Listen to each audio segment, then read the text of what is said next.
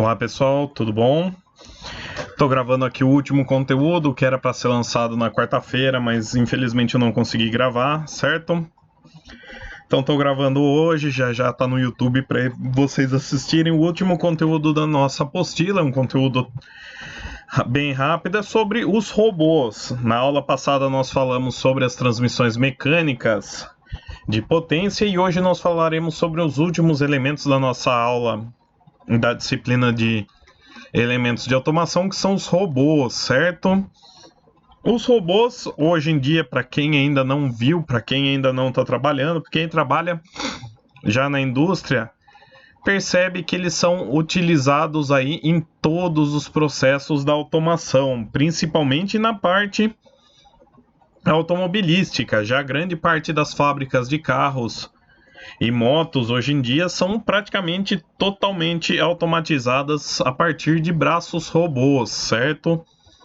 Os robôs eles também podem ser dotados de inteligência para tomada de decisões automáticas, certo? Que são os robôs inteligentes, são os robôs que estão sendo desenvolvidos principalmente pelo MIT nos Estados Unidos.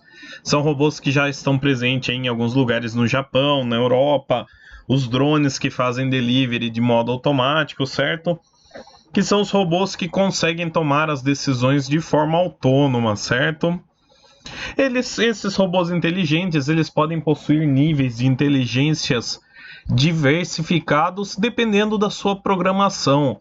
Um dos mais comuns que está surgindo aí até dentro das nossas casas já são os robôs aspiradores. Os robôs aspiradores são robôs inteligentes que conseguem aspirar a sua casa de forma autônoma, certo? Ele detecta onde você tem uma parede, onde você tem um risco de queda para o robô, e tudo isso fica guardado dentro da memória do robô. O robô mesmo, sem ter olhos humanos, ele consegue perceber, então, depois de um tempo, onde que ele precisa ir, certo? E os robôs também, eles vão possuir diversas classificações e utilizações, dependendo do lugar onde nós vamos utilizá-los, certo? Vamos começar falando sobre os robôs inteligentes. Os robôs inteligentes são conhecidos também como manipuladores multifuncionais, que podem ser controlados por computadores ou por controladores internos, certo? Esses robôs, eles são dotados de sensores e atuadores para a realização de todas as tarefas designadas a eles, certo? Quem trabalha aí já nessa parte já deve ter visto como que ele é por dentro. Por dentro dele tem muito dos sensores que nós vimos hoje, o sensor de fim de curso, que é a microswitch.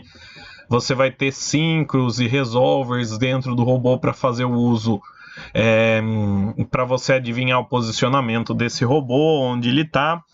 Eles são capazes de tomar decisões em tempo real a partir de experiências anteriores. Então, como o robô, pegando o exemplo do robô aspirador. O robô aspirador, da primeira vez que você liga ele dentro da sua casa, ele vai ser tudo menos inteligente. Esse robô, ele vai começando a bater nas paredes, ele vai aprendendo com seus erros. E isso daí é justamente para que não se repitam, para que nas próximas utilizações ele esteja cada vez mais calibrado e cada vez mais inteligente, mais apto a tomar a decisão certa em um tempo mais rápido possível. Os robôs mais inteligentes hoje, já que estão em grande parte já em restaurantes no Japão, robôs que estão sendo utilizados em fábrica também, eles são robôs mais espertos, eles são robôs que a partir dos dados, dos sensores deles, conseguem tomar decisões aí por vontade própria, certo? Às vezes um braço robô consegue detectar até um obstáculo dentro do campo de movimento dele e ele consegue se desviar desse obstáculo aí sem que isso impeça a movimentação dele. E como tudo aí nessa parte da automação, o desenvolvimento de robôs ele é muito grande, existe muita pesquisa, muitas atualizações seguem aí, surgem diariamente sobre todos esses aspectos que envolvem a robótica, justamente por ela estar aí fazendo a próxima revolução industrial. Na verdade, já começou faz tempo a próxima revolução industrial aí.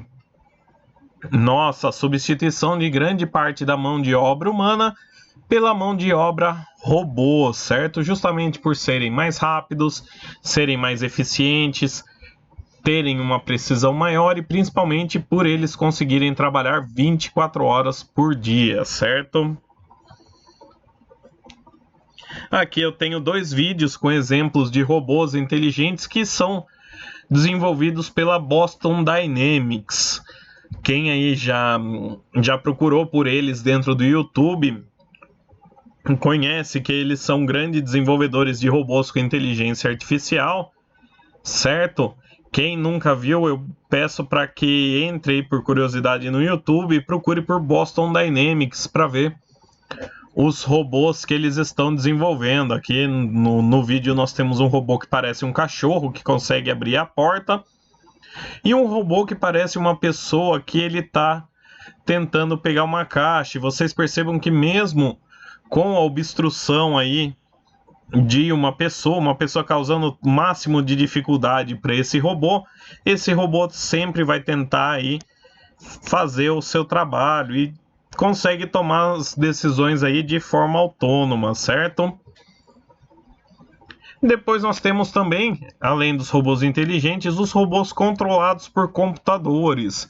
Eles também são robôs dotados de inteligência, porém eles vão ser controlados por um computador, eles não têm a capacidade de interagir com o meio ambiente, eles não vão ser inteligentes ao ponto de tomar as decisões de forma autônoma. Todas as suas ações elas vão ser controladas por um operador ou vão ser programadas por alguém e eles precisam ser equipados com sensores e uma programação mais avançada para que possam se igualar aos robôs inteligentes. Então, esses robôs controlados, eles são robôs que não possuem tantos sensores e uma programação não tão robusta quanto os robôs inteligentes. Porém, eles são muito utilizados dentro aí da maioria das indústrias hoje de médio e grande porte. Aqui nós temos 2 exemplos de um robô inteligente controlado por computador aqui. No caso, é um robô policial que ajuda aí a detecção de bombas, o desarme de bombas. E ele, por mais que seja aí dotado de inteligência, de sensores, ele ainda vai ter que ser controlado por uma pessoa. Então ele não consegue agir por si próprio, ele não consegue tomar as decisões sem que uma pessoa esteja fazendo as ações por ela, certo? Depois nós temos os robôs de aprendizagem, que são os robôs aí que vocês estão vendo, principalmente aí quem está fazendo a parte aí do projeto prático. Tem bastante gente fazendo braço robô, fazendo carrinho. Todos esses robôs que vocês estão fazendo são robôs chamados robôs didáticos, que são aqueles que nós utilizamos para aprendizagem e também para prototipagem. Ele serve como um protótipo de um robô de escala industrial, certo? Geralmente eles são pequenos, aí como vocês podem ver, a maioria dos projetos de vocês não são tão grandes, são aí projetos relativamente pequenos, e eles realizam movimentos e ações básicas, bem básicas quando se comparados aí aos outros tipos de robôs, os robôs de produção mesmo. Porém, eles são muito utilizados sempre que nós queremos implementar algo novo, sempre que nós queremos criar ou desenvolver aí, por exemplo, um novo movimento, um novo tipo de robô, certo?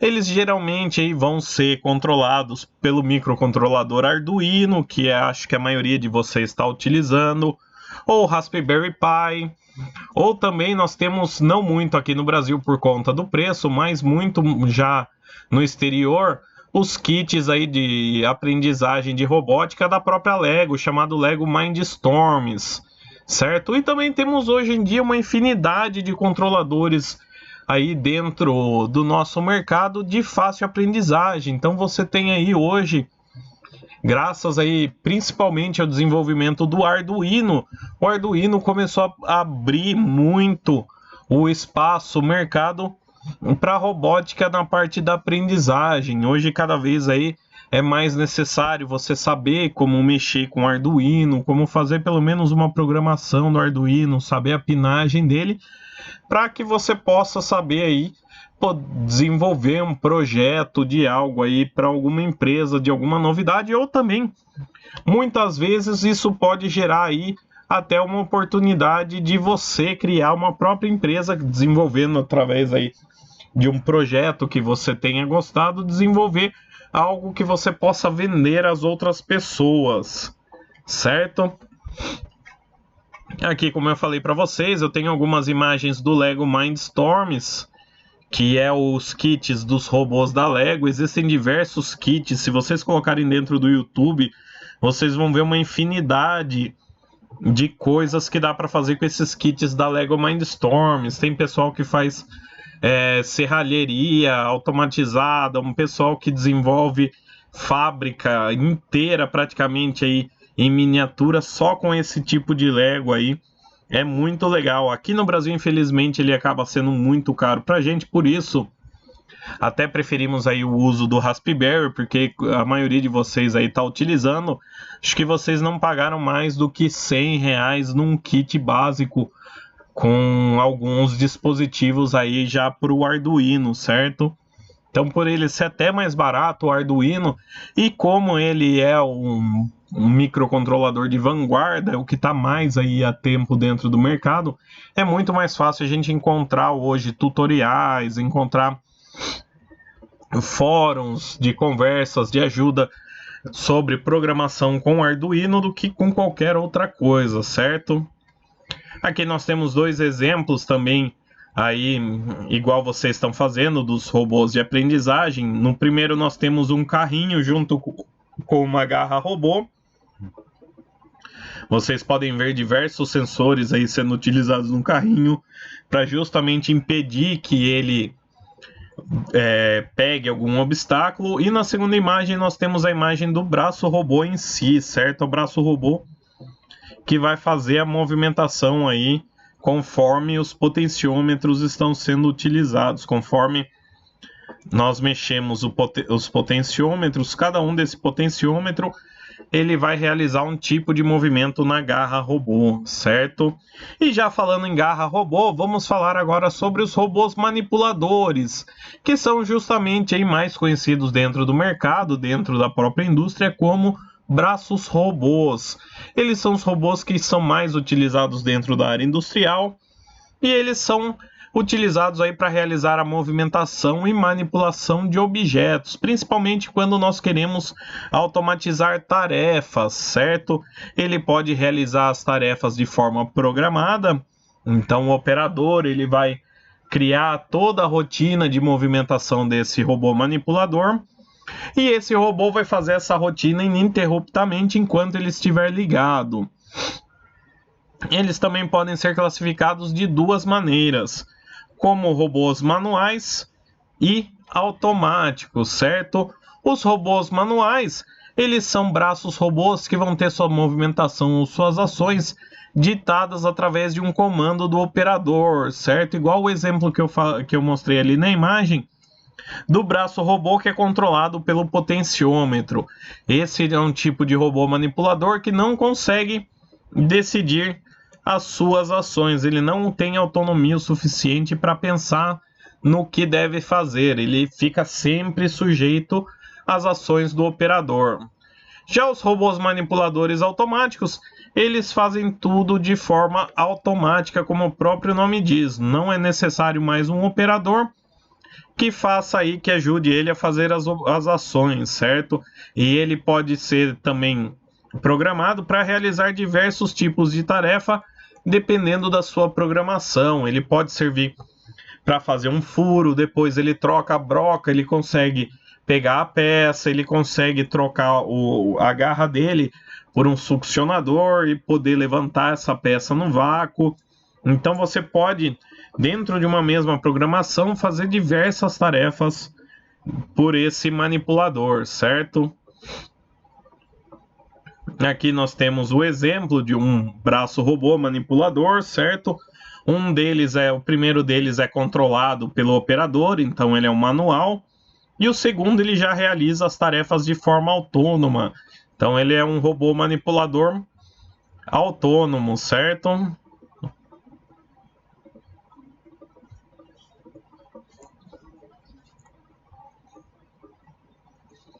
Então, beleza, pessoal.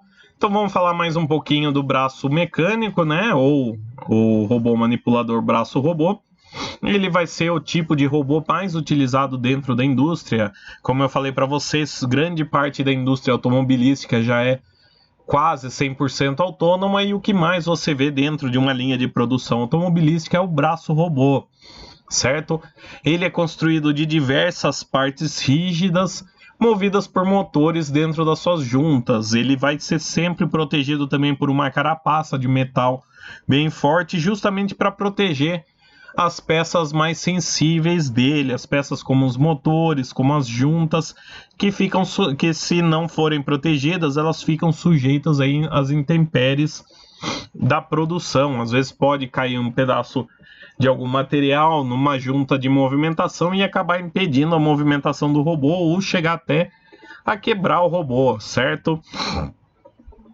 E falando em juntas do robô, a quantia de juntas que um robô tiver vai definir o grau de liberdade ou o grau de movimentação desse braço robô, vai definir quantos movimentos ele vai conseguir fazer. E cada uma das juntas ela vai definir um eixo de movimentação.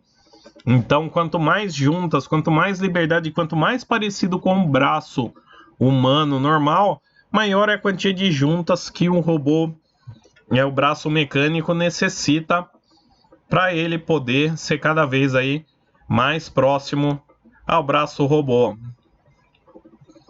Aqui nós temos dois exemplos de braços robôs. Vocês podem ver aí a precisão da movimentação no segundo robô, certo? No primeiro você vê os graus aí, os eixos de movimentação dele, certo? E vamos falar então nesses graus de liberdade, nesses eixos, certo? Esses eixos ou os graus de liberdade de um robô, eles vão definir a quantia de movimentação que o nosso braço robô consegue realizar.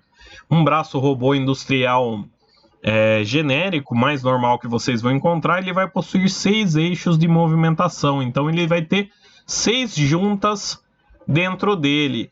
E quanto mais difícil for a movimentação que esse braço robô precisa fazer, mais eixos vão ser necessários para que ele realize essa movimentação. Então, quanto mais preciso, mais difícil, mais complicado for o serviço, maior a quantia de juntas, consequentemente maior a quantia de motores e eixos você vai ter dentro desse braço robô para que ele possa fazer essa movimentação. E quanto mais eixos também, mais delicado, mais preciso e melhor vai ficando o movimento desse robô, mais parecido com a movimentação do braço humano ele vai ficando, certo? Aqui eu tenho um exemplo, um robô com 5 eixos, certo? Aqui nas próximas imagens vocês vão ver, aqui o eixo número 5, ele vai controlar a movimentação de 180 graus da frente do braço do robô. Então ele pode se mover aqui em 0 graus, ele pode se mover aqui em 90 graus e pode se mover aqui em 180 graus, certo? Depois nós temos o eixo 6. Opa!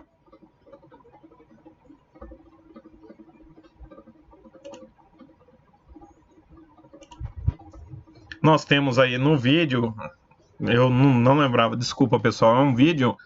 Então cada uma dos eixos do vídeo é mostrado aqui com seus graus de movimentação. Então cada um desses eixos vai realizar uma movimentação diferente da outra, certo? Então cada um desses eixos vai controlar uma área de movimentação do braço robô, fazendo com que o braço robô ele consiga realizar movimentos mais precisos, certo?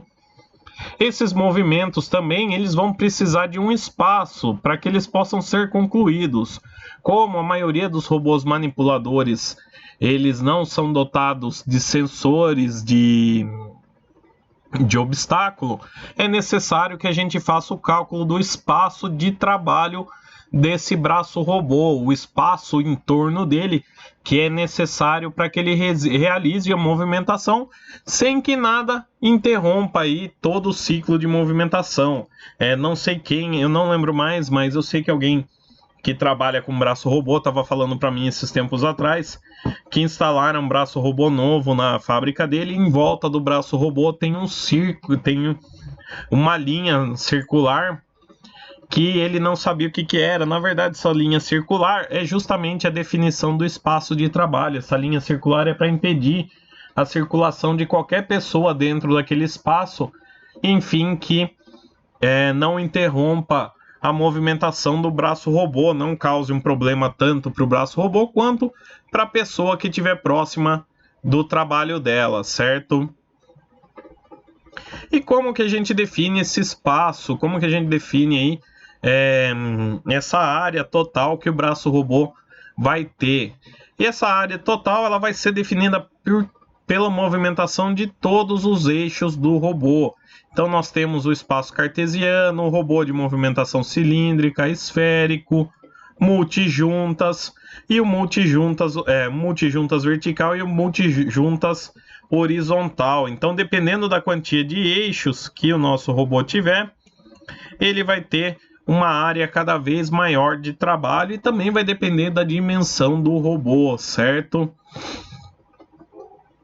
A movimentação do braço robô, ela é feita junta por junta, de forma sequencial, movida através de atuadores esses como aí nos projetos que vocês estão fazendo, que são os motores de passo, os motores de corrente contínua, os servos motor, que é o caso aí do braço robô em miniatura que o pessoal está fazendo, e o membro de ação, o membro que vai realizar um trabalho, ou seja, o membro que vai estar fazendo a atuação de algo, é chamado de órgão terminal ou efetuador, que vai ser o elemento aí que vai realizar a ação designada pelo braço robô, vai fazer aquela ação que o braço robô pediu. Essa parte aí do robô manipulador, ela é utilizada para interagir com os objetos presentes dentro do espaço de trabalho do robô. Esse objeto pode ser uma caixa, pode ser um produto, pode ser uma parte de um carro, no caso aí dos robôs automobilísticos, pode ser algo que uma peça que necessite uma furação, certo? E esse órgão terminal ou efetuador, ele pode ser classificado também de duas formas, como garras ou como ferramenta. As garras, elas vão ser os efetuadores específicos para se pegar um objeto. Como o próprio nome diz, ele vai fazer a movimentação de garra, de pinça. Essas garras aí podem ser mais comumente mecânicas, de sucção ou magnéticas. Esses são os três tipos de garras mais comuns dentro da indústria. E o efetuador de ferramentas, como o próprio nome diz, vão ser aqueles elementos aí que vão ter a finalidade ferramental, finalidades diversas aí dentro, como através de maçaricos, pistolas de pintura, mandril, furadeira, um aplicador, ferramenta de corte, ferramenta de solda, ferramenta aí de diversos tipos. Qualquer tipo de ferramenta que possa ser acionada remotamente pode ser ligada ao braço robô também para realizar uma ação, certo? E para que esses robôs funcionem, é necessário ter uma programação, como a maioria de vocês aí que estão trabalhando também sabe disso daí, vocês estão fazendo a programação. A programação do robô vai definir a inteligência dele. Quanto mais complexa a programação, mais inteligente o robô é. No começo da aula eu mostrei para vocês os robôs da Boston Dynamics. Uma programação de um robô desse não tem nem como se comparar aí. É uma programação aí até do braço robô mais complexo dentro da indústria. São programações totalmente diferentes. A programação de um robô inteligente é muito complexa, leva anos de trabalho para que possa ser feita e é extremamente importante a parte da programação para correto funcionamento do robô. Se você programa qualquer um dos parâmetros de forma errada, o braço robô ele pode deixar de funcionar ou realizar uma tarefa que não devia. Toda essa armazenagem de dados, realizações das ações descritas aí dentro do seu código, ficam dentro da parte da programação, fica dentro da parte aí dos arquivos de programação do robô.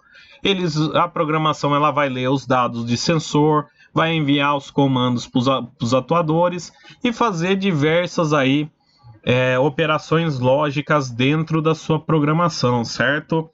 Existem diversos tipos de linguagem de programação de robôs, algumas são mais comuns, outras são desenvolvidas especialmente para aquele braço robô, pela fabricante do braço robô, certo? Então é sempre bom vocês estarem espertos aí nos robôs que a sua empresa utilize para que vocês saibam a programação deles, certo? E existem também a programação mais intuitiva também dos braços robôs, que é feita de forma instantânea através de terminais. Você não precisa tanto saber a programação do robô para que você possa fazer a programação dele. Aqui do lado nós temos dois robôs diferentes, né? O primeiro é um robô em miniatura feito com Arduino, que nós temos toda a parte de programação aqui dentro da linha de código. E na segunda imagem nós temos um terminal. Esse terminal ele fica conectado ao braço robô e através aqui da escolha dos botões nós conseguimos fazer de forma ao vivo, de forma instantânea, a movimentação do robô. E se ficar do agrado do operador, ele salva essa movimentação, salva cada movimentação de cada eixo, para que o robô realize depois todas essas tarefas de forma autônoma. Eu deixei ainda aqui no final do vídeo um videozinho aqui rapidinho, só mostrando aí um exemplo aí de um terminal que faz toda a parte da programação de um robô, certo? Ele é um terminal que vai parecer uma tela de um computador, coisa que a gente está mais do que acostumado hoje, cada vez mais com celulares. E dependendo da onde o controlador pegar do joystick, qual dos botões ele apertar aqui dentro, ele consegue fazer a movimentação do robô e também consegue fazer a programação dele também, fazer a leitura de sensores, fazer exames de diagnóstico, checagem de erros dentro do robô e assim por diante, beleza? Então é isso, pessoal, a nossa aula de hoje é isso. Com essa aula nós finalizamos todo o nosso conteúdo de elementos de automação. A prova de vocês vai estar liberada amanhã, né, sexta-feira, para vocês fazerem. Desejo boa prova aí para todos, bons estudos para vocês. Eu vou deixar o material todo ali dentro da revisão para que vocês possam ver, beleza? Tchau, tchau, pessoal. Até mais.